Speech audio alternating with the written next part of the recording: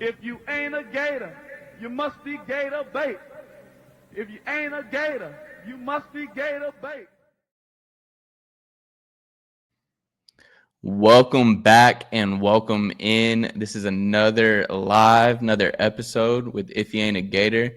Got my man Corry here from Stadium and Gale, Flow Factory Pod, the man, the myth, the legend. Bro, I appreciate you coming out and hanging out with me. All love, man. Thanks for the invite, man. Never a bad day to talk some Gator football, man. Of course, bro, and we're right here. This season is just, I feel like it's right there, but it's still so far away. I can't, man. I All right, got well, butterflies now. bro, Now I'm anxious to see it all. Like they shut down camp as far as like visual with the media, so you just into like game one prep mode, bro. And I'm excited for the games now, bro.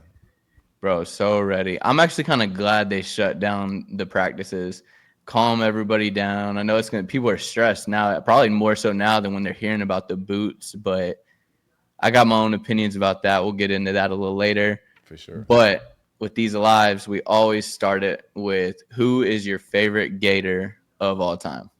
My favorite Gator of all time, man. I think it's hands down Fred Taylor. Um, Okay. I'm from Belglade. Got a lot of close relations with him. I watched him grow play when I was a kid at Glade Central, and I was already a Gator fan before he went to UF because of Mhm. Lewis Oliver and some others. Belglade's a Gator town, but them boys going him and Rita at that time was just hands down the greatest era for me as a kid. I was in eighth, ninth grade, very impressionable. And Fred was just one of those dudes, man. Everything he did was just cool. He's a real cool guy. Not very outspoken, but his demeanor is very cool. So big fan of that guy. And then Oh, I'm a yeah. Jaguar too. So when he got Exactly. drafted by the Jags, I'm just like, all right, now we're just doubling down on it a little bit. I say it's a perfect match. He's one that like is a little bit before me, but of course, being a Gators fan, you go back and watch it. I've talked about it before. My favorite is Reggie Nelson. Always will Oh yeah, be. He yeah. was flying around everywhere, and I mean, I followed him even through his NFL career and everything.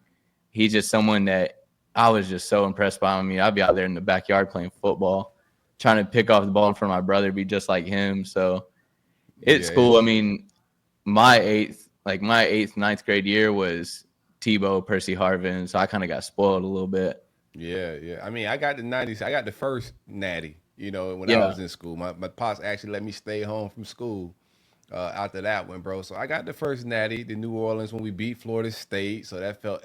My brother's a Florida State fan, the only oddball in the Oof. family. He just decided to go against the grain because he's just that type of guy. I'll be But a rep.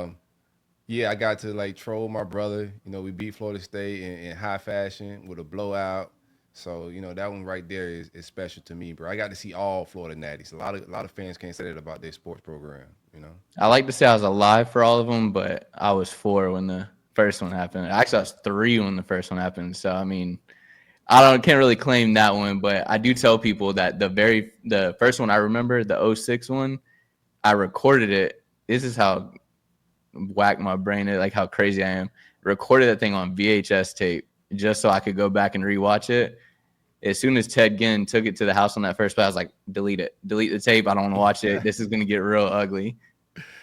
So for that one, I was an adult. So like as a kid, you can't you just happy your team won. You celebrate as a kid, but as an adult, I remember that championship like it was yesterday, man. Like my wife was pregnant with my daughter at the time. I actually had some hater friends over watching that national championship. So when Ted Ginn returned it, they're all in my face talking crazy. But Mm-hmm. the rest is history. But now I got to get just real drunk after that one, like real celebratory after that. The two urban ones. Yep. Yeah. And then next, the Billy one this year. It's all right. We'll all Yeah, get drunk yeah, after this one. yeah, We'll all for get drunk sure. after this one. I got some lies to tell on this one. Yeah, we No, got to yeah, drink like adults. I think it's crazy as like someone like you can understand being through all three of them. I think a big thing that people don't understand, I brought this up when we went up to the Florida Ole Miss game last year. My brother and I were walking up to the stadium with our wives, but I looked at him and I told him, I'm like, I don't know if you feel this way. I said, but I do. Like, we came up here in the '08 season and we know what it felt like. And I'm like, walking up right now with Lagway being the starter, like, we know that's our guy. walking up, I'm like, it just got that '08 vibes. And I even told him, I'm like, I want to see a major right type hit. It didn't happen in the first quarter, but you got hit. Jordan Castell hit out there hitting Ole Miss's receiver, and I was like, bro, we just called that. It just the vibes are different right now in Gainesville. For sure. For sure. Basketball So team out here balling. yeah, if we go back to back, that would just be too crazy. If we go like right when we get a basketball and come back and get a football, and that would just be too nostalgic. But I almost went to that Ole Miss game. So we went to me and my son went to the LSU the week before, which was an amazing time. Then that next week we were playing. Like my son was like, "Hey, let's go back," because I had more tickets. He's like, let's go back." But we had too much going on family. I like we can't run it back to back. And then when we see Jaluk, my son seen Jaluk slamming the basketball on the sideline. Yep. He's like, "Dad, I told you we should have went back." Bro, we got given tickets too, and I was like, I told everyone, I was like, we got to go. I was like, I don't know why, but I feel like we got to be there for this game. Yeah. Something just felt like we were gonna. I mean, I think that's a big thing rolling into this season. Like, if we can transition that over, don't think about where we're ranked, none of that stuff, because if I'm not wrong here, I think that this is the first time under Billy that preseason AP poll that we're ranked. So I don't want that to, I don't think we should be unranked. I mean, we're very proven, with Lagway as quarterback, with the team that Billy has built top to bottom. But I don't feel like, I just hope that they keep that same energy, you could tell that they were fighting for something and that they were fighting. I mean, honestly, they're fighting for Billy. I felt like, but yeah, that's a team that's bought in, bro. Like the entire season, I was waiting and anticipating. That was a topic weekly on our show: is when's the locker room gonna quit? And I kept bringing that up, and we just never saw that quit. Like every week, they just kept coming and getting better and better and better. And by the end of the season, you could just see this team is totally bought in. The talent is there. There's not a lack of talent in any position. There's certain spots where I'm not, over the top with our depth, but the talent is not questionable. It's just of youth. course. But even at the youth spots, you got 4 and 5 star highly touted kids, man. So we're talent rich. We got, the recipe to make a run is to have a very talented quarterback, which we have. Everything's just going to come down to Billy and the staff taking that next step and growing, as big boy football coaches, Right. So with that, speaking of depth at different positions, it's going to be a two-parter here. What is the one room that you'd say you're most worried about? I don't think us, at knowing what this team brings, I don't think that it's like a fear where it's something that we have to watch it every week. But what's the one room that you're like, it could use a little bit more? And then what's the room that you're like, yeah, that's it? Well, I must say, like, I feel great about the quarterback position, but if Lad go down, then like I'm a little iffy about it. But outside of that, I think that's everybody's worry, and I think that's a concern for every school in the country. If they lose their starting quarterback, like who else could step up and be just as good? But outside of that, I'm gonna say safety. I love Jordan Castell. I love Bryce Thornton as starters. I love how many snaps both have, like experience wise. And traditionally, our safeties usually make that turn on their third year, like the Marcus Mays of the world, the Keanu Neals. Like you just go back, like most of our safeties made that turn their third year. So I think Costell's gonna make that turn. I love both. I love Thornton as a ball hawk. A lot of his game reminds me of Ahmad Black. He just finds the ball. He's not the biggest, not the strongest, not the fastest, but he's a football player. So I love Bryce Thornton. After that, I think we get very young. Unless you're like cross-training Aaron Gates from the nickel spot and Sharif Denson, most likely you're going to be counting on Drake Stubbs and Lagunza Hayward, two very young guys, right?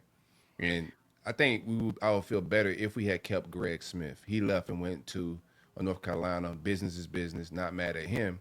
But I think there's a missed opportunity on his behalf, and also we could have used a body like that just to be maybe like almost a starter. I think he would have got close to starting snaps if he stayed. Yeah. I think there's a lot of rotation too, like on the defense wise.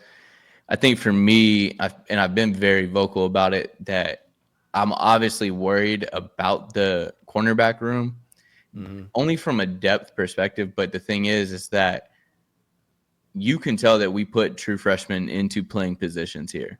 So, For sure. and they've been very good at if a safety needs to come down. I mean, you got Aaron Gates back there. I think he can play anywhere Any spot. on that defense. 100%. I think you could put him in nose guard and he's going to be able to play, Oh, honestly. yeah, He's I trust just, him.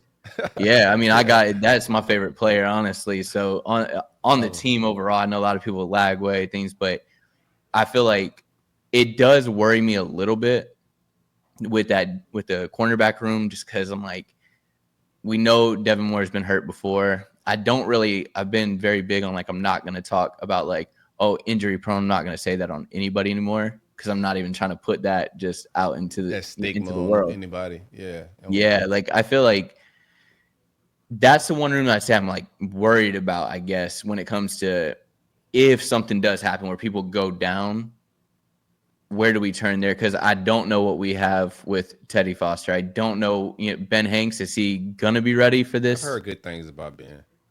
Yeah, I see it. I see the stuff you post, to see some of the stuff, and I'm like, okay, I'm cool with that. If he can step right in, I don't care. You've posted about it. I've heard you talk about it. I've talked about it. So many people have. I just want the best players to play at all times. I don't care what your stars were coming out of high school. I don't care about true freshmen or seventh year senior at this point, whatever it may be. I want the best players out there. And if that means that even if Jordan can't play the safety position and that means that Hayward has to step in, then by all means, you got to do it at this point. And that's what I want from it. But that, I'd say the corner room is the one I'm, I guess, most worried about in terms of it. But then that defensive line room is just the one I'm ready to see it. Jaden Woods, Tyreek Sapp. Yeah, they're saying Jaden Woods gonna get starter level snaps, man, this fall. So that room is absolutely loaded. The front seven is like top tier in the country. Yep. I feel better about the defensive tackle position. I was a little iffy about that, but just hearing good things, even in Bachu, like the true freshman, they're saying that he's one of them guys. I feel good about that front seven. I think George Gums is going to be a terror off the edge. I think Jaden Woods is going to be. I keep saying this. I think he's the best pure pass rusher and just straight up terror off the edge since Dante Fowler. Yeah. That's the type of player we get. And so when you could pass rush and affect the quarterback's pocket, you force him to make throws that he normally wouldn't make. So that's gonna make the secondary better. Like us being young, having some iffy spots, you know what makes a young DB even better? Him having the quarterback having a short amount of time to get rid of the ball. So I feel better about my corners just because of that. I think our pass rush is gonna be top tier. I agree. I've said that I'm real big on that I think that a corner's best friend is a great D-line, especially a great edge. And it's anyone who pays attention to any type of football, we know what Penn State brings in when it comes to the edges. Yeah. And they see something, Micah Parsons, they see it. They got an eye for it. And then I think they saw the same thing in Jaden Woods. It's just that we came in and dropped maybe a little bit bigger of a bag than they did. It was about money with him though. Like I've been around that kid. He was at the media day. You were there, but that kid, it's a relationship thing. It's an opportunity thing. I don't know if he's playing right now at Penn State, but this staff has the knack of playing players. It don't matter, the age or what year you are. They're gonna play the absolute best guys. So I think the opportunity to play very early, and I think he loved the relationship he has with Mike Peterson, Billy Napier. It ends there. Like I think the whole staff can recruit well because it starts at the top, man. Yep. Yeah, that's this recruiting. I get so tired of seeing people like comparing the recruiting with Billy and with Dan Mullen. I think that Dan Mullen is an X's and O's genius. I actually think he'll thrive at UNLV just because of what. Low. Yeah, exactly, and what he can cook up out there. I mean, just with the competition he's going to face, I think he can do well there. I mean, he technically did well in the SEC. I mean, he did it with McElwain's guys. But when it comes to Billy's recruiting, there's a difference and I'm real big on this. It's something it didn't even click to me until I started talking about recruiting on this podcast, that you can recruit a bunch of great guys, top to bottom. You can get even all 5 stars if you want. But if they don't work together, I think it's the same thing with the basketball team this year. You had a bunch of guys that, okay, you had teams that wanted them when they transferred, but they come together. They're making TikToks. That's something that, they like to do right now. And you saw them start to gel. Everyone was hanging out with everyone. You saw it click. And when that goes down, I think that's a big thing with this team is it's got to be a machine. If one part is off on that machine because you have someone that's not working together with you, it's not going to go the way that you think it's going to go.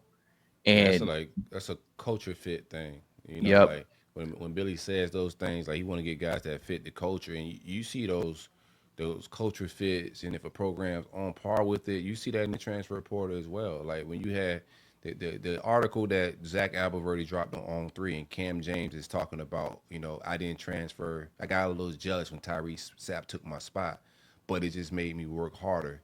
Like Mm-hmm. those guys that don't just leave for NIL bag and transfer to another program, they stick because they believe in the culture. That's the buy-in of a good Yep. football team. So the culture fit is definitely there, man. Yeah, and that's the biggest thing about it too. And it's kind of is brought up with the Jack Pyburn, and it's no knock on him, but I do think you see people, especially in today's day and age with the NIL, it's real easy to go collect a bag and just. And kudos to him if he does well there, great. You made the right choice, whatever the case may be. But I definitely think that there is, what Brian Kelly is. With Billy Napier, I think you know what he is too. And it's like, that's my big thing. It's really easy to get mad at Billy. I've been there. I've been on the fire Billy train, but it's also really easy to love him too. Cause I'm I like, was a dang, he conductor really at one is. point. Yeah. He's a great guy. I mean, it is I easy like him as to a love him. I like him as a guy. I want to see him succeed, man. I like the way he like talent evaluates. I like what he stands for, from a belief standpoint. He's a Yep. Christian based guy. Like he's got a belief system. He uses Mm-hmm. that even in recruiting, like so I'm with it. I like everything he's about. It just comes down to wins and losses in the grand scheme of it all. So he just got to turn that corner on the field. Yeah, and that's a good transition to his play calling. I want to know. I know that you got more of pull than I do, but I'm just curious about what you know about like with play calling. Is he going to be? I mean, we know he's stubborn. He's gonna have some type of hand in the mix. I don't think he'll ever fully give it up. But what are you He hearing shouldn't. about Russ Callaway? And because I've looked at Russ Callaway's kind of rap sheet, and he's very pass heavy. And I don't know if that's going to be the plan, that he's going to have more of an insight, even if it's at practice, at like, these are the passes that we need to call. And he kind of hands it to Billy and lets Billy kind of manage the ship. But he's handing him like, these are the pass plays you should be calling, not what you're throwing out there, I mean, if that makes ideally, sense. yeah, it makes a lot of sense. Ideally, I think it's a perfect marriage, right? Billy's like his run scheme is beautiful. I love his run Mm-hmm. offense. Like it's a beautiful setup. It's a beautiful thing. A lot of things we don't like about Billy is sometimes his passing concept. So if that's Callaway's thing is the passing scheme, I think it's a good marriage. I don't think Billy would ever just come out and say Russ Callaway is calling the offense, even if he is. I Right. think the game planning is going to be by committee.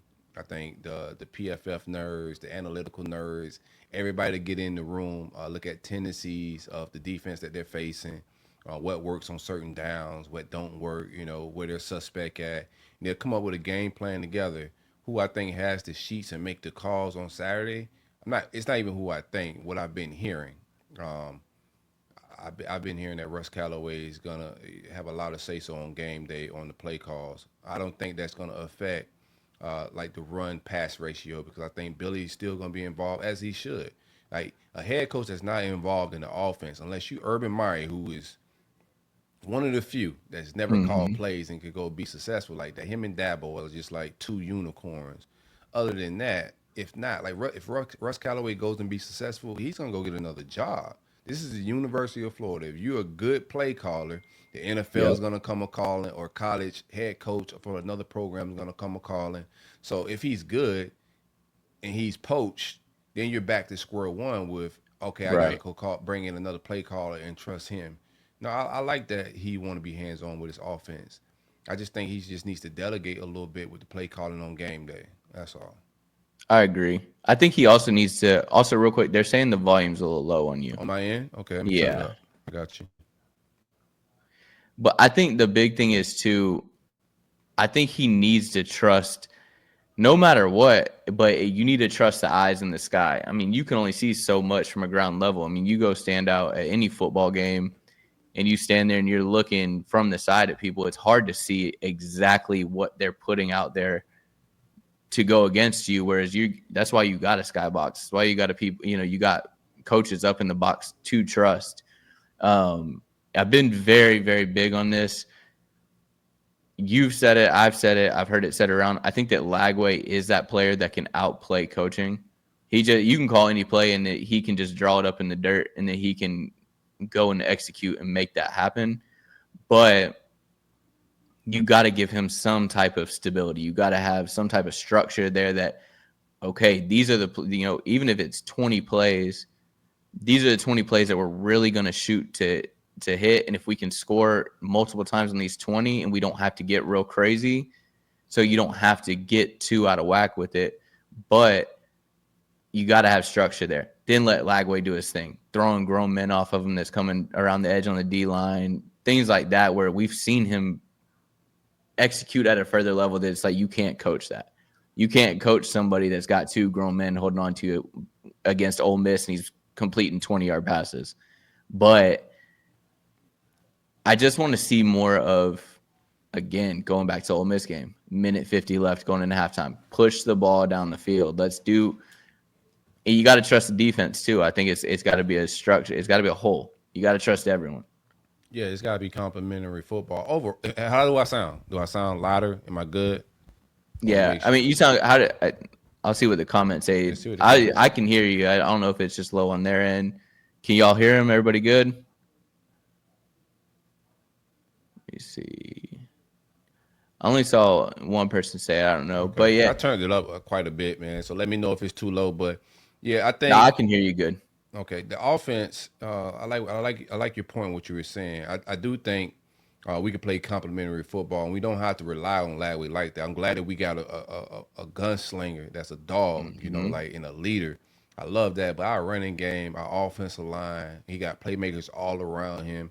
We don't have to like put a lot of pressure on Lagway. I think the offense that they run, you'll see it across the NFL. You'll see the other college football programs run it. While Mertz was, I think, solid here, I think there was a lot of meat left on the bone with this offense. Lagway is a touchdown, a check down style quarterback. He wants to press, and Mertz is not going to be throwing a lot of 50-50 balls. I think Right. Lagway could throw some guys open. His ball placement in 50-50 situation is very good. So I just think he elevates what the offense already is. I don't dislike the offense. Right. I dislike the nuances of it, situational play calling. Sometimes it's just thrown off a little bit, and that sometimes it's just a skill that you're just blessed with, the feel of the game. And I don't think Billy has the feel of the game, or I haven't seen it yet. But Right. quarterbacks like Lagway can change that stuff. But like I was saying, I don't think we got to rely on him to be Brett Favre. Like we can hand that Right. pill off and run down people's throat as well. Yeah, and that's the big thing with it too. And I guess in the defense, because it's real easy to kind of go at Billy and attack Billy and be like, oh, your play calling sucks. Any of us that are Gators fans, when he got hired, we all went back and watched Louisiana's games. Or when we knew it was even a possibility, we all paid attention. We tuned in. When he had success, he had a dual threat quarterback. And this is no knock against Anthony Richardson at all, but I just feel like AR knew what he was. I feel like he knew he had injury problems. I think that he knew that there was a risk of it. And I think he knew that he had a chance with his build, his speed, his arm. Like he's like, yeah, I got a chance. And he's got agents talking to him. You're going to go in the top 10 at least if you just lock in and make it through the season. So I don't know that we got everything from him, but also in his defense, Billy didn't know him. He didn't know Billy. Like that trust isn't there. Then we It go to was the more next. on AR, man. Like it was really more on AR, like them preserving his body. You can't really get into your offense with the RPO. Like the Yep. offense just shouldn't have looked better with Graham Mertz than it did with AR. It was just because AR didn't want to put his body at risk because he wanted to go to the draft. That's just Agreed. what it was, man. So yeah, I'm with you. This offense has got to be predicated off RPO, but no defense thought AR was going to pull that ball and run while he was here. Right. And that's the thing about it too. I mean, you got like, well, it was a run against LSU where he took it down the sideline, I think it was, and just was it LSU? I can't remember, but he Yeah, I think it was 78. LSU. Yeah. Yeah. And so you have that side of it that's like, and this is defending him because I just feel like when it comes to even with Graham Mertz, I respect Graham Mertz, and I think from a maturity level, I think he was the best thing to happen to Lagway. I think Lagway is great, but I think that he did a lot for that transition, even if it was for a few, whatever, a few games, get into that Tennessee game, and he gets injured, and now it's like, well, we don't have a choice but to have Lagway there. But he's still in that room. He's still in the quarterback room. He got a full year under him of somebody who played for multiple years that they're out there calling Unk and things like that to get the feel of college football, but I didn't understand why Billy went and grabbed him. I kind of understand the Harrison Bailey get out of the transfer portal because we've known that Harrison Bailey can run with the ball. It's something that Billy kind of dials up. Okay, you got a dual threat quarterback that is not run first with a quarterback, but he can get mobile. He can get out there. When he was at Louisiana, he had a quarterback that could roll out one of a bunch of games. Even if they were ugly games, you can only do so much with the talent you got. But I really feel like now he has his guy. And I understand him not wanting to throw him to the wolves. Everybody said it. Number one toughest schedule. Number one toughest schedule. And it's like, well, you want me to go put a true freshman against that? Like, I get how generational talented he is, but are we gonna go throw him against these guys? Or like, I feel like it was kind of like you had all these people on this side and this side, and Billy just kind of tuned it out and was like, I'm gonna do what I need to do, and y'all will see it come about. I'm a little iffy on it. Like I don't think he should have started.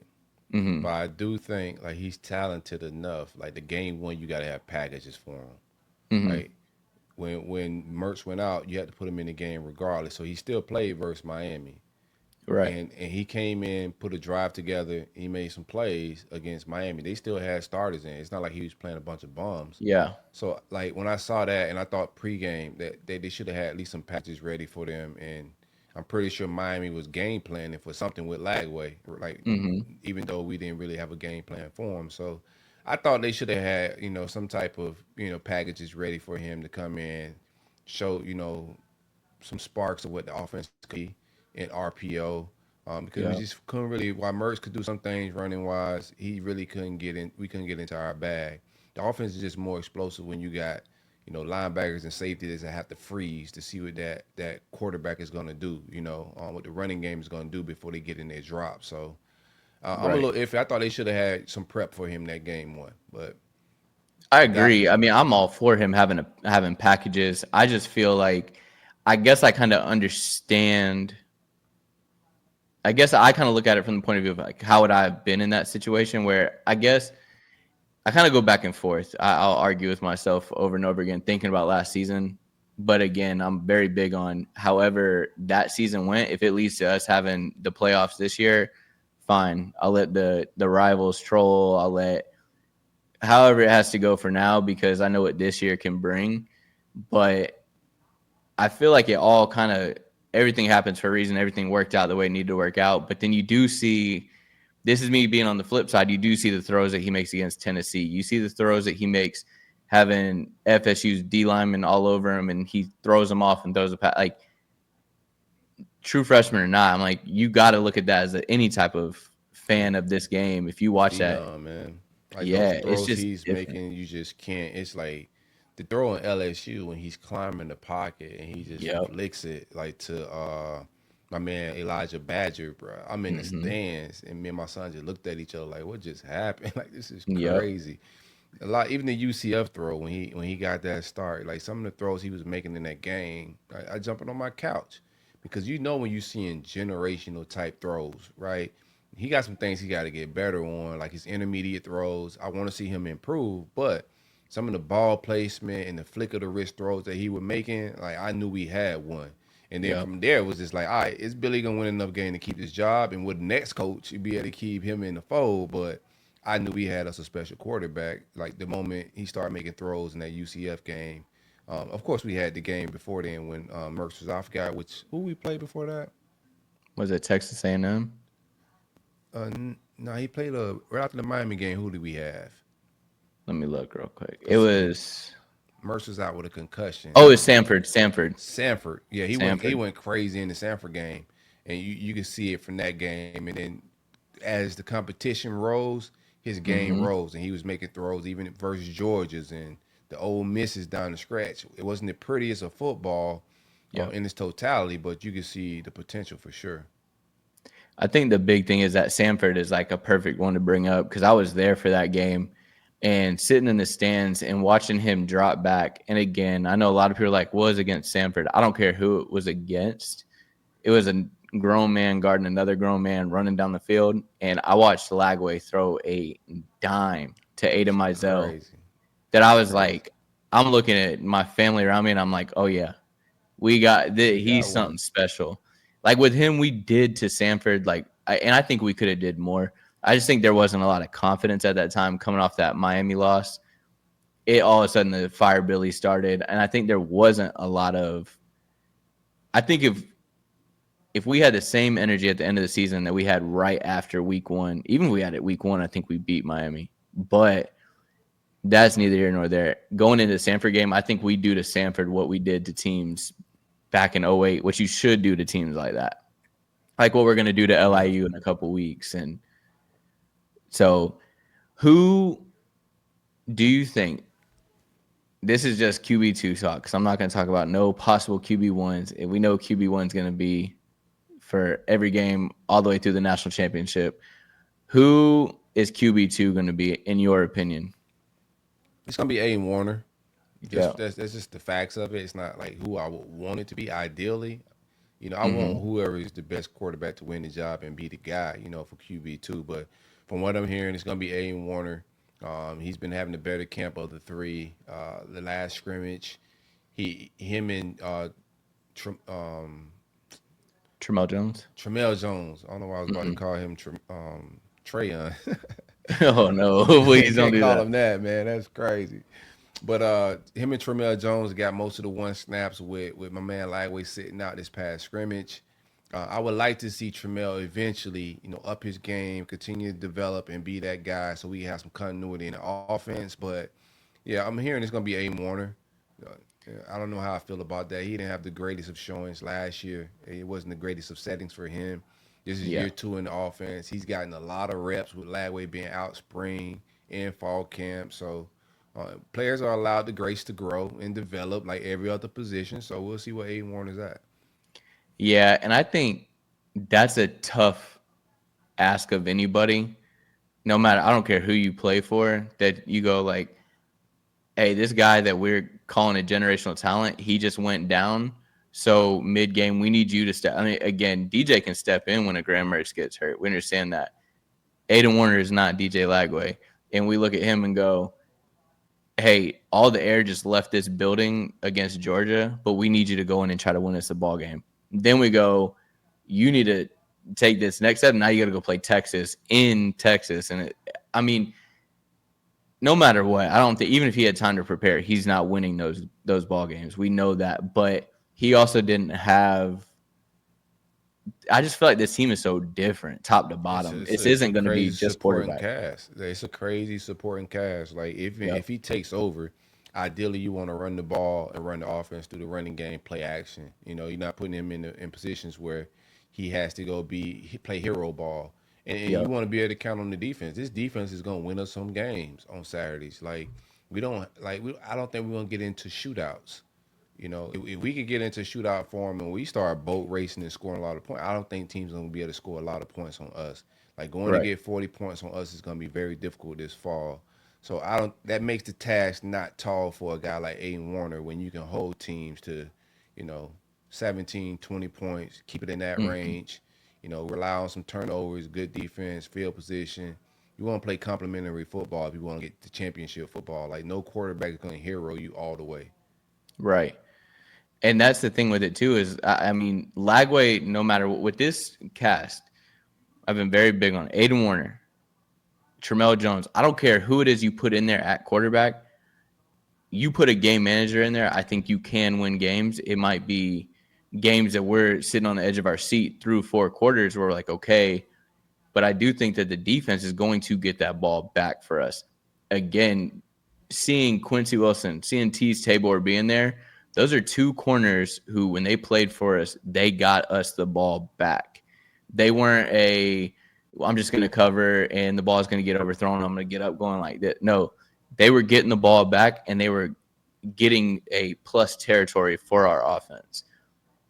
That speaks high volumes when you got someone like Devin Moore, Cormani McClain. I watched Cormani play multiple times at Lakeland. He is a receiver playing corner. He's just really good at being able to stick on your hip and play the ball very well. So that's showing me Dijon can get picks. Bryce Thornton can get picks. We got ball hawks back there. The problem, I think, in the past was, with having them, is that, number one, I don't know that Cormani was ready. This season, I think he will. But that defensive line is going to disrupt. They're going to not let the quarterback have all this crazy amount of time. That ball is going to get in the air. And then I don't care who's at quarterback. I could go out there and probably play quarterback with these receivers and these running backs and be able to score some touchdowns. I think I can make it happen.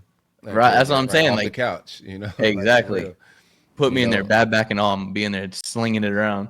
I do want to see Castell get better in that part of his game.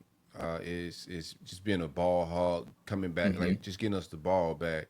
I played DB. You know, I remember in college, I made a play on the ball, and this is the time where the throat slit was like a big thing. But I made a pass breakup, and I jump up and I get my Trey Dean on. I'm doing a throat slit. I get to the sidelines, and you know they punt the ball, they pin us deep. My coach look back and look at me. He's like, "Man, I could get anybody to knock the ball down. Give me the ball back. Like them the guys I need, man. Like if you can give me the ball back, you keep your job. But if not, I'm gonna put somebody back there to go pick that off. And that's what we need from Castell. We need somebody to go get the ball. Like pass breakups is cool, but it don't get us the ball back. Turnovers win, you know, championships, and it separates good from great. So I want to see him get better in that. And also just coming down here smacking things. Castell's got to get better this fall for sure. Yeah, I think with him, we saw him as a true freshman elevate a defense that I think needed more. I think that he was a bright spot in a defense that just wasn't good. But I think that he needs to understand that it's like, well, now it's looking like everywhere else. I'm not saying he's bad at all, but I'm like, you got 2 true freshmen sitting right behind you that are hungry and they're ready to take your spot. And I feel like they're going to put the best guys out there because everyone, as much as I don't think that Billy is number 1 coach on the hot seat, they still know their jobs are at risk. You know, you have another 6-7 win season. You know, if you keep your job, it's just because you must be really friendly in that front office. But the only way he keep his job with 6-7 wins is just because you got 1 more year of lag, and that's really it. You know, and you guarantee them you're going to go get an OC. Yeah, maybe, possibly. Our affairs got to get in order business wise for us to really like fire somebody and really go like Florida's got to get their business, you know, in order, president wise. Yeah, that's true. Yeah, I feel like looking at it from a standpoint of, and I get it, like it's real easy for anybody to look at us and say, well, what's been shown, Sunbelt Billy, what's been shown to you that you feel this way? And I'm like, it's just knowing football and seeing these guys, because I've been hearing, like, I don't even know where Tyreek Sapp's going to play on the D-line. I feel like, honestly, you can just plug and play with that D-line right now. But I want to see, again, Jaden Woods. I feel like Ron Roberts taking over also is just a way of, I feel like that's kind of slept on too, that Billy kind of made that where Dan Mullen would not get rid of Todd Grantham. He just wouldn't do it. And I think Billy did Austin Armstrong some justice by not coming out and saying to the press, like, oh, this is what happened because Austin Armstrong's failing, so Ron Roberts going to take over. He kind of kept it low key, let Austin Armstrong dip out to a lesser conference, and Ron Roberts stayed, and he's going to call the plays. But it comes down to that. I feel like this is a playoff team as long as this machine rolls together and just continues to press forward. And I'm not real worried about the injuries. I think the boot thing may be just a It's a lot of precautionary. Like it's just exactly. football is different these days. It's like the way even the doctors and everything, and the physical therapists, the trainers, the way they look at health and the bodies and preserving them for the long run. Like in our day or in my day, if you sprain an ankle, you still coming to practice on that sprained ankle and trying to play through it, and then you probably battle with it all camp. But if you got good depth, right, and you lose a guy, it's just an opportunity for the next guy that you believe that's just as good. There's no drop off. It's just an opportunity for him to get more reps. And you let Mm-hmm. your one rest up because it's a war of attrition, bro.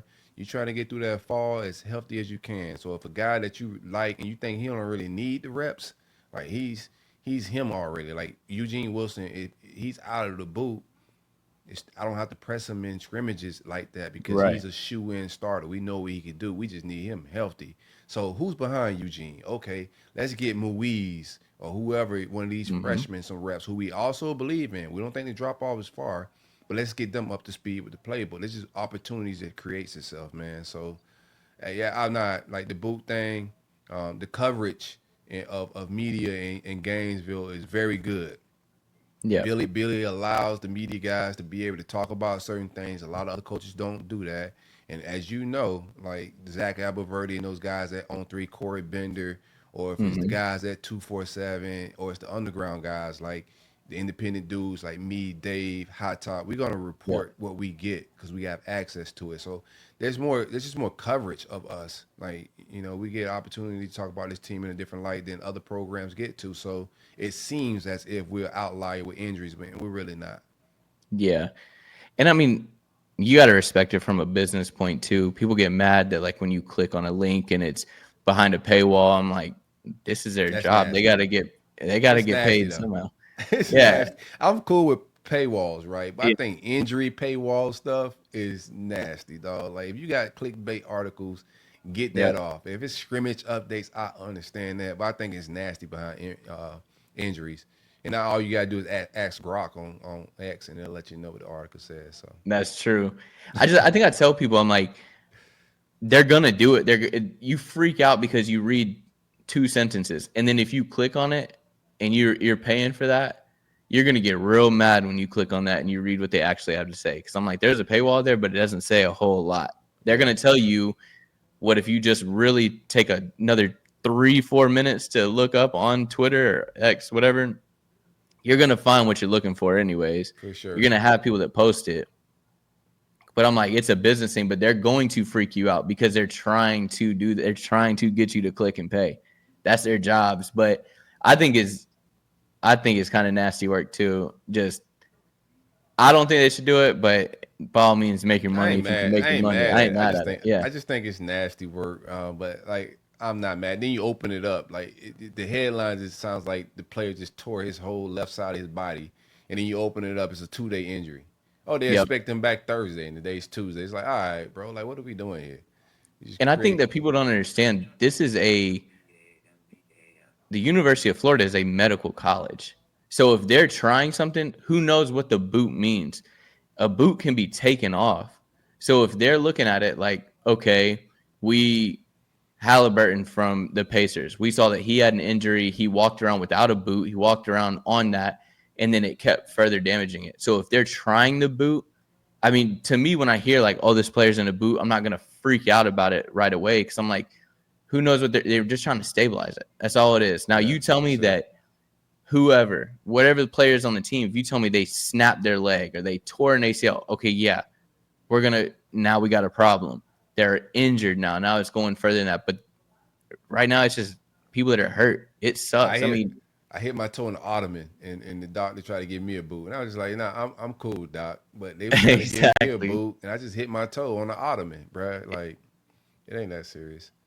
Yeah, Like bro. you said, when things get torn and there's a root, like we've seen the 4-8 seasons where we got just hit with a lot of injuries. This is not that whatsoever, man. Like Yeah.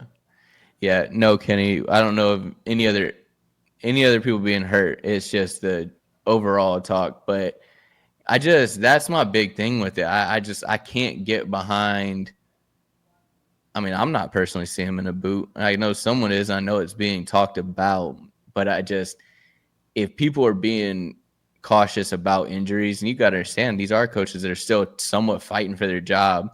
And if that means that, hey, Caleb Banks is hurt, Lagway is hurt, like there's something that's bothering them, they're not going to practice anyways. If they're not going to practice tomorrow, if they're something tweaks on Tuesday, they're not going to play Wednesday, Thursday, Friday, practice. I'm sorry, Wednesday, Thursday, Friday.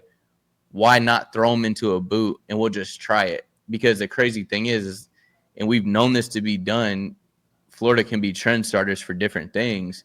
So if we're throwing them into a boot and it prevents any further injury, and then now you're going to start seeing all these other colleges go, well, let's throw them in a boot. They're not practicing They're for 2 already days doing anyways. it. They just not covered. Like Florida is covered. Like Florida Mm-hmm. State just said, I think Squirrel White and a couple other guys are in boots, bro. There's players in boots on every campus. JoJo Trader down in Miami has missed the Yep. entire camp, and there's not one article on it anywhere. So, bro, everybody's in boots. Everybody bang. It's football. This is a very Yep. physical game. You got like gladiators colliding into each other on a weekly basis, bro. Like very strong guys. Like people gonna get injured, nicked and bruised. Boots are normal. It's not like end all be all. Everybody relax. I'm 32. I mean, I hit 30s and I feel like stuff started hurting a little bit where I'm Oh, like, keep living, okay, brother. yeah, your back starts tweaking, but I'm like, I still go through my day and I get it. I'm not out here playing against SEC talent, but I'm like, just when you look at it to a comparison standpoint, you get up, you do things, still go to the gym because you're hurting, whatever the case may be. I'm like, these are young, but these are jits out here that their bodies can endure more than we can. And I For think sure. that, a lot of us are older heads that are watching this. And when we find out that, oh, there's something that hurts them, like just because it immobilizes us for a day, it ain't going to do the same to them. And also, they got access to the best treatment For that you sure. can ask for at UF. For sure. So, 100%. yeah, I mean, I don't know. So, next question for you, because I'm very curious about what do you think? Another two-parter here. What's our toughest game on the schedule? Like, you think that's the game we're gonna fight tooth and nail, and even if it's the same answer, what do you think that like have to win game is? Have to win is gonna be tough. I think our toughest game is between LSU and Texas. I'm gonna go Mm-hmm. LSU because it's on the road. You gotta go to Death Valley. It's gonna be a night game for sure. Yep. They're gonna have a good defense in a very loud stadium. Billy has struggled on the road, so just like naturally to me, I think that's the toughest game. But if you want to catch LSU, you want to catch them early, especially under Yep. this Brian Kelly regime. They've gotten clipped early on. Then Jaden Daniels turned into a Heisman quarterback later on in the season. So if you want to catch LSU, you want to catch them early. Runners up is probably Texas, but they come to the swamp. They got a new quarterback. LSU has Nussmeier, a returning quarterback. Most of their fresh new faces is on the defensive side of the ball. Even though they got a lot of talent, they're all faces that got to gel together, have a good defense. Uh, their run game also has struggled since Brian Kelly has been there. So I like us in all those games. The most important game, you got to set the tone. So you know, I'm just gonna go right back with LSU. I think if you win that game, you go into Miami I think we're a better team than Miami off anyways, but you go into that Miami game with a lot of confidence, you know, um, Yep. just as well as, losing Miami last year kind of set us back, like energy wise, momentum wise. If you beat LSU that first big game, I think that's a good start. I think that LSU is, I think, the toughest game and the most important game for the season, in my opinion. Even if you Yeah. lose to LSU, you want to lose that in a nail biter if you do lose, Yeah. You want to take it to the fourth quarter to the wire. for sure. See, I feel like that's going to be, in my opinion, I feel like that's the have to win because I think that's the tone setter. I posted something on TikTok, and I got LSU fans still in their comment, and I posted that a month ago about if we win that game, I feel like that's a skyrocket game. I mean, that just shoots us up in the rankings. You obviously know we win that game. If we roll into Texas undefeated and Texas rolls in there undefeated, we're going to be that's at least a top 10 matchup, if not top 5. It's top But 5 matchup, brother. I feel like that's the have to win. But personally, I think our toughest game is going to end up probably being Texas A&M. And the reason I think it ends up being the toughest because I think that stretch right there, you got Kentucky after them. And then Georgia after that, but you got a bye week that's going to be in there. Texas A&M is at the end of that kind of like you got to stretch right there for that gauntlet of teams. Mm-hmm. So I feel like when it comes to LSU, you got to win it because I think that's a tone setter right there. Like you said, if for some reason we lose it by a short amount, I'm not one out here giving participation wins myself because Right. I want to win it. And I'm going to be mad if we lose it, but I understand. It's kind of the same thing with them coming to the Swamp last year. It went to the wire, but you got to win it. I think that's the one where Billy can come out here and say, like, okay, I told y'all, be patient with me. This is what I'm going to have.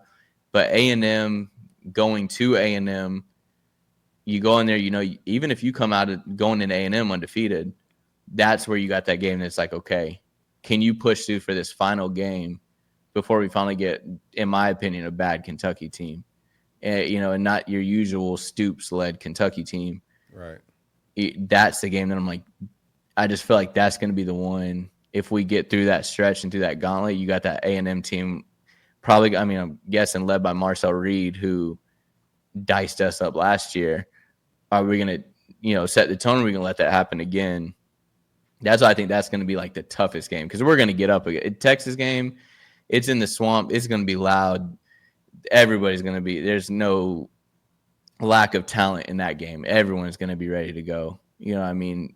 So that's where I'm leaning towards that A&M game. Just it scares me. I talked about it on like my pre-recorded show that I just that's the game. I'm like that's the one I'm worried about. I think the team's gonna be up just because we got a lot of Texas players, especially Lagway being a Texas boy. I think that's gonna be a game. Both Texas games gonna be one he wants to like. I don't know if this is a family show, but he won't let his testicles hang a little bit in those games. Being that he's a Texas boy, both of those programs, not Texas, but Texas A&M definitely was trying to recruit him. So I think he's gonna want to, and it's out in Texas, so I'm pretty sure he's gonna have plenty of family and friends in the building, True, etc. But yeah, it's at the end of that gauntlet, and you could also if you're winning, most of those games, it could be a trap. Like no SEC game could be a trap, but if you're undefeated at that point, it could be a letdown game possibly. So yeah, that position of that is definitely tricky. Yeah, I think that a lot of people too is it's kind of hard when you come to looking at losses this season. It almost feels like when you play in the SEC, just like with the NFL, you can take some losses and you can still end up in the playoffs. The only difference is the NFL kind of dictates where they're going to be with the playoffs. You can't. There's no committee that sits down. I feel like even if you drop 2 losses, I think it does depend on who it is. But I feel like if you lose one to A&M, you could look at that and they would say, like, look at the ones they won here. They beat an LSU. They beat a Miami. Okay, they lost to Texas and they lost to Texas A&M, but it's because they just went through this gauntlet here. Or even if you drop one to Texas and say Georgia, but you beat LSU, you can kind of pin them in. But this season is the SEC, no matter what, top to bottom. You look at those tough schedules, I feel like it's an NFL type league where it's like you get a couple losses, you still got to put them in. Maybe not everybody, but you have 2 losses in the SEC, you're all right. I mean, you look at it, man. Like, if we didn't knock off Ole Miss that game, like they were going to get in with 3 losses, right? And their schedule is nothing like ours. So if you just look at the strength of schedule with 2, you're definitely going to get in with the strength of our schedule. With 3, I still think you got an opportunity to make the playoffs. There, look, this league is we're gonna beat each other up a little bit this year. It's gonna be a course. lot of like just self-sabotage in the SEC, and that's what it is, man. I think if we at 2, 3 L's, we make the 12-team playoffs with this schedule. I agree. It's just too tough of a. I think my worry is though is what do those 3 losses have to look like? Like, are they going to look at it as if we lose to like Texas, Georgia, LSU, right? Do they look at that and go, well, they lost all the top teams. Do we put them back in? I think it's like also the losses have to be. We can't get blown out by them. Yeah, yeah, yeah. I think if it's a bad loss, I think that hurts your ranking, right? Right. If you get blown out, it's going to drop you a little lower. If it's a competitive loss and you lost by one possession, that's going to be definitely considered. But there can't be no Miami and Texas A&M games this year. Like whatever No. else you do get, it's got to be within a possession, and it came down to the wire to be considered, in the playoff for that top 12 at the end of the year, for sure. And I think you need to blow out bad teams. Like I Yeah. think you need to That's not what's gonna be necessarily tough on like our end. I gotta see Billy have that kind of killer instinct in him. I don't know if he wants to blow out like bad teams. that might be true. And part of me feels like that's kind of a problem because I think you need a killer instinct. I think you need like to, I guess, be cheesy with it. You need a Mamba mentality going into it that you're not in there, especially this season. I think that kind of weak mindset hasn't really gotten you too far. Last year was your best year, and I've talked about like I shared it. The Steve Spurrier talking about 7-5 is what Tennessee thrives off of, and it kind of felt like that's what we had last season. It is what we had, and then ended up going 8-5, beating Tulane. But it's like, when do we get here to this point of that this is okay with us? And I want to see Billy come in with that. I want to see Billy throw his clipboard down, throw an F-bomb out, say something, get mad. Like, and it's not who he is. I get it, but you got to do something. You got to put the cleats on someone's throat this year, to just be brutally honest, because I need to see some type of push to you. But I don't know. Hopefully we just blow people out and we ain't got to see it. Or I at mean, least we win haven't by. seen it so far, but I think Mhm. it could be a part of his DNA a little bit. I think when we had opportunities to murder teams, he was still a little apprehensive about the defense. And a Yep. lot of times when you're trying to blow teams out, you can keep them in the game. We watched Miami do that with Syracuse last year. They jumped up 21. They kept trying to throw the ball deep, run up the score, get Cam Ward Heisman numbers up, and they got clipped for it. That's So I true. think he was a little apprehensive about the defense. If the defense is stronger this year and we could, snap teams down and handle them on the defensive end, I think we may see some blowouts. We just haven't seen it so far. But to blow teams out, you do need a defense that don't get gashed and give up big plays. And we were suspect to that early on last year for sure. Yeah, I agree. All right, before I let you get out of here, I got to ask you one more. Who is your breakout player? Let's see. I want you to get deep in your bag here. Who is your breakout player on offense and your breakout player on defense that by the end of the season, everybody like is going to be the hype on them? Even if it's not hype, but it's like hype from the fan base. So we're like, I've been on this Caden Daniels kick for a minute, bro. I think 21 is gonna go crazy. me too. Like absolutely crazy. I think he ends up leading the team in yard per carry. Very explosive dude. I think he's gonna do some things in the screen game, and also the passing game that's gonna be electrifying. It's gonna make some top 10 ESPN type joints. Defense. I think the easy name is like Cormani McClain, Jaden Woods. Like those guys gonna come on the scene strong. I'm gonna go Kofi. I Okay. think I think Kofi's gonna present some. We're gonna rotate a lot at edge, and also I think also that defensive end spot we're gonna rotate a lot of guys. But I think when Kofi gets in, when he's when somebody tap that helmet and it's his turn to come in and fill a spot, I think he's gonna be a terror. Fourth quarter when we're up, but same thing with Kanan Daniels. Like you got to have fourth quarter killers. And I think Mm-hmm. when defenses are tired and Jaden Ball and Jacoby Jackson have worn teams down, you're gonna get the ball to 21. He's gonna break some big explosive runs to close games out. Same thing with Yep. Kofi. I think Kofi's gonna come in fresh at the end of some games when Tyreek Sapp and Jaden Woods, those guys are kind of beat up and tired, fatigued a little bit. You're gonna have guys like that come in. I think Kofi's gonna be a guy. Yeah, I agree. Katie Daniels is a big one for me. That's the one I've been shouting out on here. I think that I think he's going to be him this year. I could even see with 100%. Aiden Mizell. He's another one. I think you Yeah, could see yeah, him. You've seen flashes of him, but I think that him and Lagway kind of have a special connection. Almost, I for think, sure. like the Graham Mertz, Ricky Pearsall connection. Hmm. But Katie Daniels, I think at the end of the season, you're going to see the fan base really pushing him more. Defense, it's Cormani for me. It's Cormani or Aaron Gates, but I think Aaron Gates kind of made his splash, but he's not nationally known yet. Right. But I think he will be. But Cormani, that's a selfish pick for me because I'm from Polk. He's from Polk. I just want to see him break Yeah. out on the scene and really hit that next step that we know. I mean, I watched him. He's a special talent.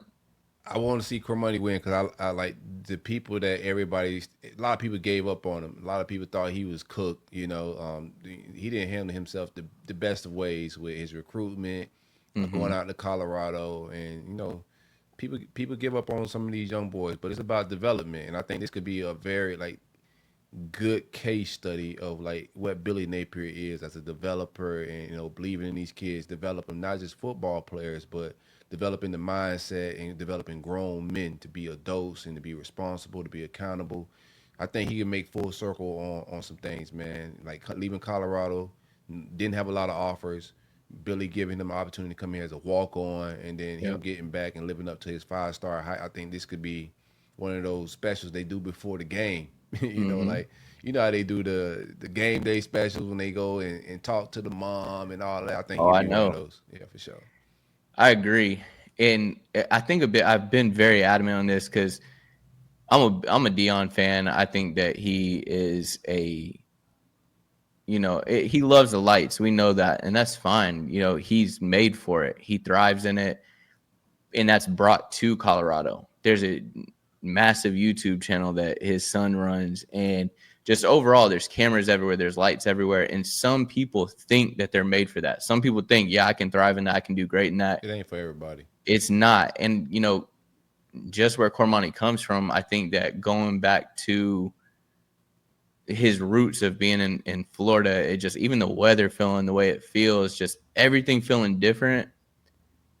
That's where I think someone thrives. There's a lot about being home. I know people are like, oh, get away from your home, get out, see things. And it's like, yeah, it's fine. Gainesville still ain't that close to Lakeland, but he went all the way out to Colorado. I think there's a lot more that plays into it that a lot of people, the media loves to beat somebody down because they get a story out of it. Right. And he's talked about it. People around here talk about it that, yeah, he dealt with a little bit of issues, but you see a different person now. Just him going out and volunteering that the way the football team does, you see him posting about it. You don't see all the players posting about it, but he did, sharing it, different things like that. I think you're seeing a more mature level, and they just showed the picture of the DBs. I mean, he Yeah. looks like a killer right now. Yeah, he eating them weights, man. He looks like That he's on a buy-in. mission. Yeah, it's just the weight room reflects buy-in. When you see them kids body changing, it's a big reflection. But I think 25 is gonna have a big year. I just need him to get more discipline in his zone coverage. As long as he just relied on his natural ability for so long, and if we got him to really just hone in on his craft, like what I'm hearing, and if he's Yep. really like crafted all off season like he's supposed to with his already God given talent, his instincts is something you can't, like the interception he had last year to close out the game. You just can't coach that. Like that's Right. just God given talent. So I think the season and the future is bright for 25, dog. He just got to stay out his own way, stay focused. Yeah. Yeah, That pick six against Kentucky, I think you saw him in his element. I mean, that's just reading the ball. I don't care at that point. I don't care what the score is. There's a there's just people who just got that like niche to him, and he's got it. I mean, he's got that kind of that he can flip that switch, and he's got it. But with him this season, I don't think it's the interceptions in the late games. See, it's hard because I think he's another one where you got Devin Moore, you got the Dijon Johnson, but then you got him as well. I'm like, how do you keep him off the field? How do you do that? Do you do a you don't. rotation? Yeah, like I don't know how you run the DBs unless it's just best man out there at the time. But I like all three of them, to be honest. Again, we know what past has told about Devin Moore. But I do think that if for some reason something does happen to him, I think that Cormani's ready to fill right in. Like Yeah, you I talked think. about Ben Hanks. He's another Yeah, one that can fill in. I like Ben Hanks. I think Devin Moore needs a full season. I think Mhm. he's gonna impress at combine. He's gonna run something crazy. Finding out like him and Cormani is two of the fastest kids on the team. I think they both in the top 5 speed wise. That's just what you want your DBs to have, that make up speed, to be able to recover, to be able to jump routes, all of that. Devin Moore is an absolute killer. Like I Yep. think he'd be a nationally recognized like stout DB if he was healthy. The only Yep. thing to slow him down is the health. So if he's healthy the entire season, like that's just things went very good in our secondary if he stays clean. Yep. I agree. Yeah, I think this season there's you can't leave any meat on the bones this season. You Yeah, you got to go out there. Everyone's got to be there. The DBs are going to have chances at interceptions. It's not going to be even just it's how Carson Beck, he didn't really have much pressure last year, but he put it into bad territories. The ball is going to be put into bad territories because there's going to be a pass rush. There's going to be pressure on the quarterback. They ain't throwing the ball away every play. They're not going to take a sack every play, but that pressure is going to be there because there's depth there. So if someone's tired, okay, Gums, you're tired this play, step out. Jaden Woods is coming in. There's going to be a rotation. The ball is going to be put into bad scenarios. for It's sure. on you now to capitalize on it and to find that right spot at the right time, get the pick, or just read it the right way. I don't care if they throw a nice ball, go up and get it. But we got to get back to that DBU, name that we've known for a long time. It ain't been there, but also it ain't just on them. If there's no pass rush, Yeah, that's torture for a DB. No pass rush. I don't think we JB. I don't think we gave our linebacker room enough love, bro. that's true. That may be the best room on campus, man. I love what I'm hearing about Aaron Childs. Like Hmm. we know like the potential of what he's always been, but if you look at Pup Howard and Graham. Is who we thought Miles Graham. We thought those two were the starters, and then you got Aaron Childs and what he brings to the table, and Jaden Robinson. But if they had the team, they put out the content. So on the team page, there's players coming out and they was asking who's been killing camp.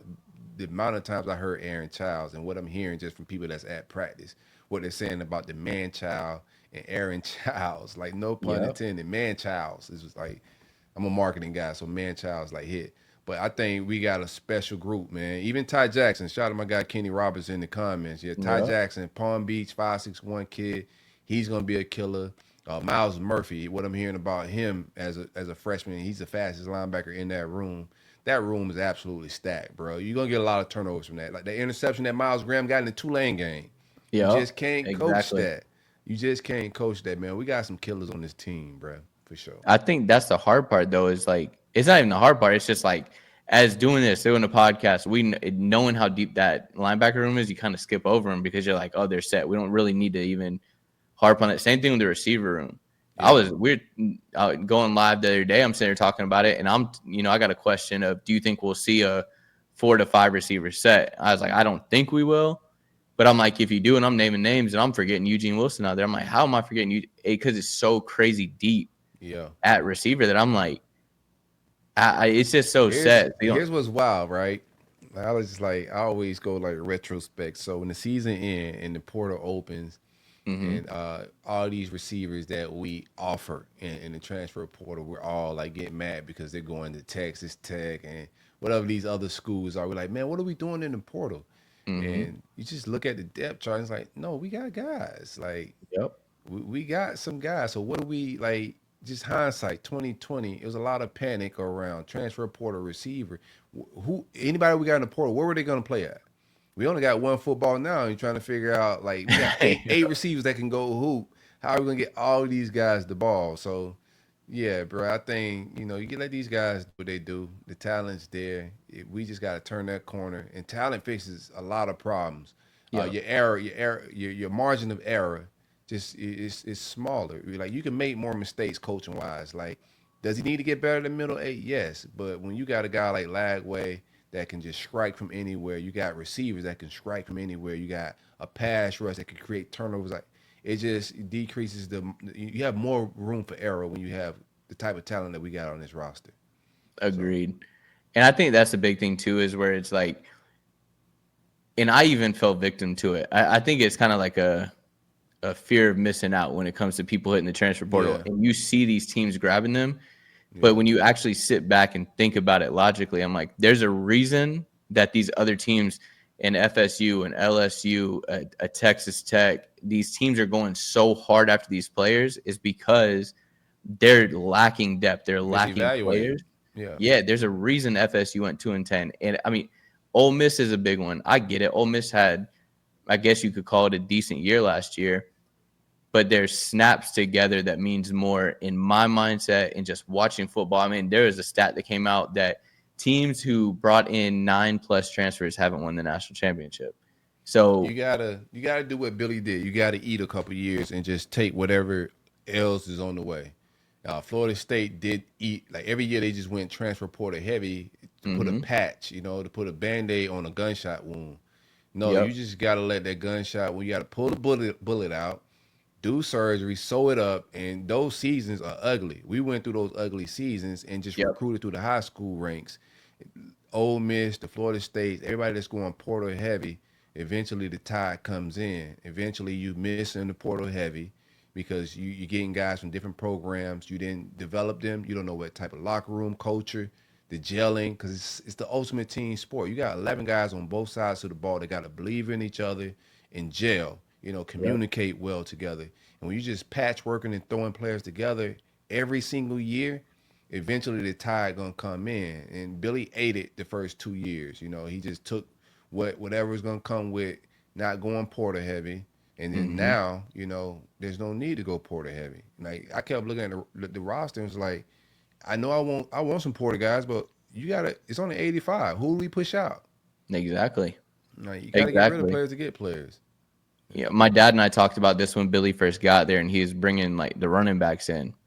He made the comment. He was like, "Well, why is somebody gonna want to come to Florida and sit behind this running back or sit behind this running back?" And I told him like, "Well, Bama did it," and I get it. Like it's anybody that says that, I feel like you talk about that anywhere, people automatically jump on. Well, Billy ain't Saban. I never said Billy was Saban. Billy's Billy, and every coach is every coach. It's easy to compare and to try to make it seem, yeah, it's great to look at it. Oh, he came from Bama, he's this. But Yeah, no, when you got someone who can prove we're going to hand the ball off to multiple running backs and you got a running back room, ETN was here, and I don't know what that room was like when he was in there. I think he's a great player. But when you have someone who's selfish and they're constantly hollering for the ball, whereas now I feel like this running back room, the receiver room, just all the rooms in general, everybody wants to see everybody eat. And that's the right. biggest thing. If they can Yeah, all get to the NFL, that's what they want. Even if that means I get 400 yards less, it's not an egotistical thing. And you got to get to that point.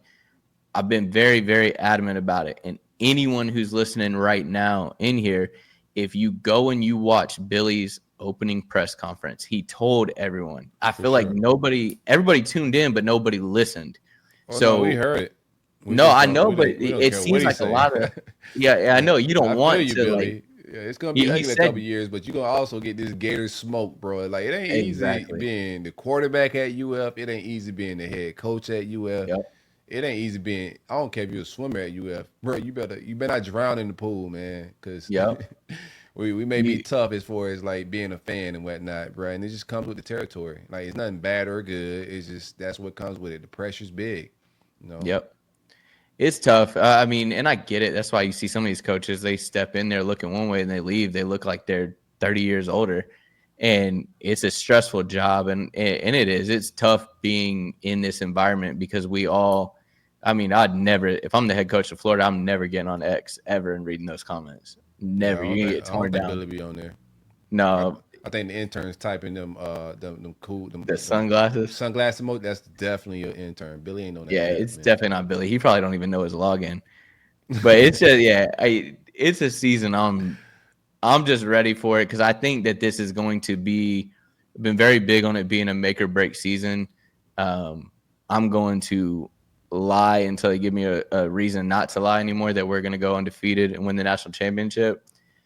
But we see the recruiting that's been done under, I mean, in all reality, how can you walk in there, except until last season near the second half, how can you walk into these living rooms and tell these kids like, yeah, we got a plan, like it's going to come undone? These kids are like, where is it going to start? Now, last year they got it, but you give Billy and his recruiting 10, 11, 12 win season, Yeah, sky's the limit.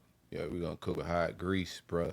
I think families, just speaking with recruits, like these parents really believe in I like what Billy's selling, man. They want to know that the kid's not gonna be ported over. You know, I'm sending my 18-year-old son. Are you gonna go and get 22-year-old grown men to play over him and stunt his development? Billy and the guys do a good job of selling that, and that family like environment, like it's real. Like I think it's authentic. His belief system. It's gonna be a certain kid that he go get. Like every kid may not want to come to this family environment. They may be NIL heavily driven. Right, we are paying NIL, but you got to get kids that's gonna be here for the long haul and believe in you. And a lot of that is what Billy's selling. Like I said, his belief system. You know, like us having a quarterback that believes a certain way and wear that on his sleeve, you know, his belief system as well. And both that's the quarterback is such a leadership position. All that's very key. But those guys do a really good job of just selling the UF benefits because we have a lot of resources. This university is alumni base. It's the flagship university. It's a lot that comes with it, bruh. So I think they do a very good job of selling everything that comes with the University of Florida. And most importantly, these kids know that they're going to be developed and they're not going to get transfer portal over and over. He's going to play young boys. There's no better way to develop than getting reps on the field. You know, like everybody want the kid to be polished and ready when you throw him out there as a starter. But nah, bro, like you got to put him out there to get barbecued at corner every now and then for him to learn, throughout the process, man. So they do a good job of it. I'm going to give them flowers what they're good at. I think developing and recruiting, talent acquisition, creme de la creme. I love everything they're doing. Great evaluation. They'll find the find of we're gonna get out of here soon, but the find of George Gums, just beautiful. I know. The find of Caleb Banks, beautiful. Jacoby Jackson, that find, beautiful. And we could go on and on. Like there's Kofi.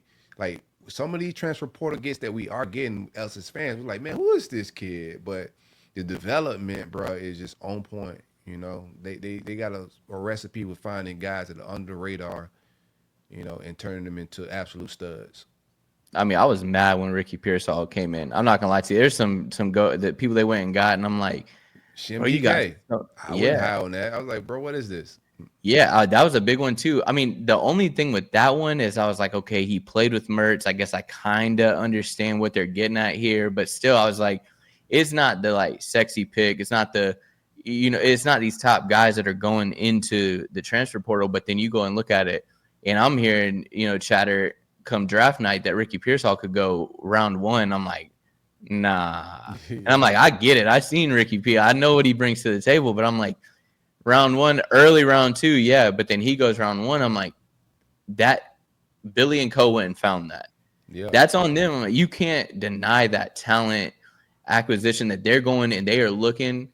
I mean, you can't deny it. Billy knows football. And I think that's a big thing people love to bring up Billy's old college picks and stuff like that. And there's a great saying that those that can't do coach. He may not have made it to the NFL, but he can coach and he can find these players. He knows football.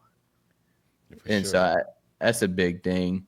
We got a guy. We just need him to win this fall, bro. And if he wins this fall, bro, like the rest of the country is going to be on alert. Like when University of Florida is winning, and we got a quarterback like Lagway, it's going to be an easy sell. And then you look at some of the guys that they got, possibly coming into the quarterback fold. Like we can just keep this train rolling. First thing first, let's win this season. Yep. That's the biggest thing. The wins got to come. If the wins come, recruits will come. It's all going to come together. I mean, I don't think you're going to ever see a dynasty or whatever you want to call it, like a Bama again. I just don't see that in this day and age because you can buy talent. Bryce Underwood got bought from, away from LSU.